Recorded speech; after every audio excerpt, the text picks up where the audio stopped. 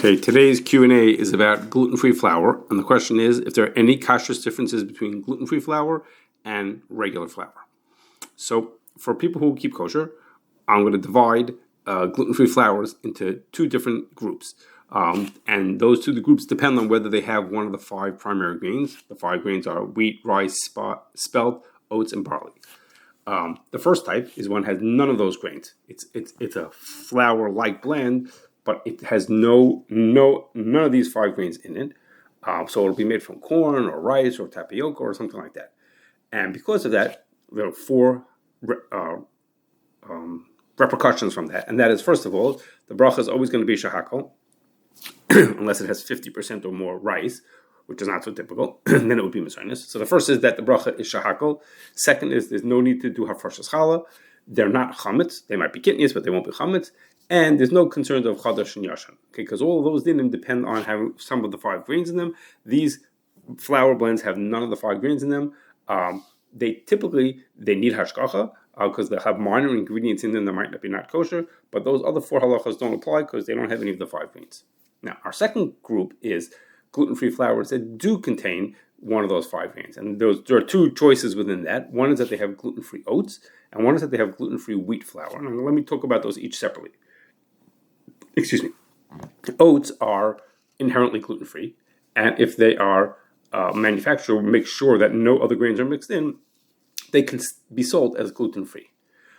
If you make food with gluten-free oats, the bracha is mezonos or hamotzi, depending on what you made from it. Sometimes, but these recipes have so little oats in them that it's not possible to eat enough of it to make al hamichyu or birchas hamazon on them. There's just not enough of that, not enough to eat it because I is quick enough to recite the bracha, that bracha achrona. If you make bread or things like that from gluten-free flour, you do have to be mafresh challah, but there's a little bit of a difference of how you do that than from other flours. The first is like this. First is that the other grains that are in it don't count towards the shir challah.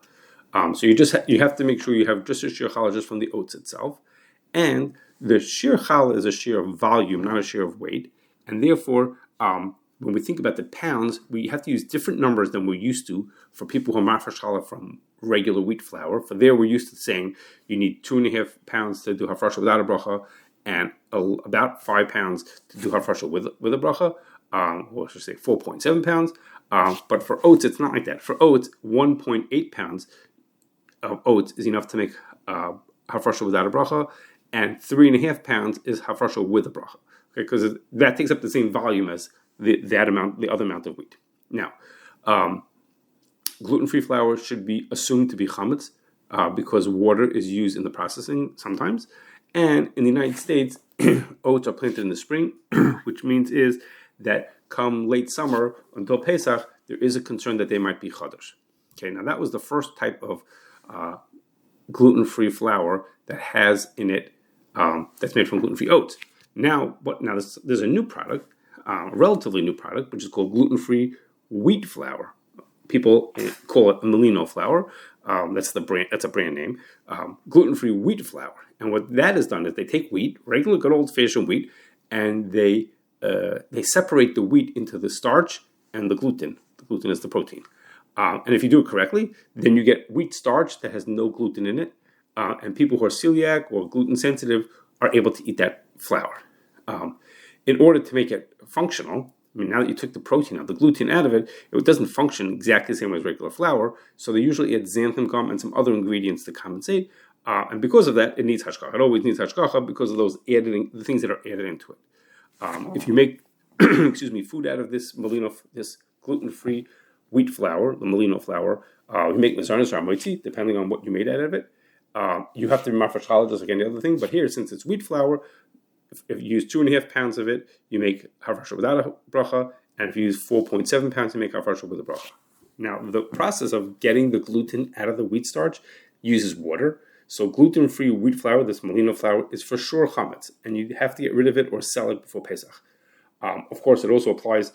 It has the halachas of yashan, chadash, and yashan apply to it. But at this time, here we are talking in 2023, at this point, there's only one brand that does that with the hechsher, and it has a hashgacha an Israeli hechsher, which makes sure that all their products are yashin, so it doesn't actually have a concern. But at least in theory, it potentially a person has to make sure that it is yashin.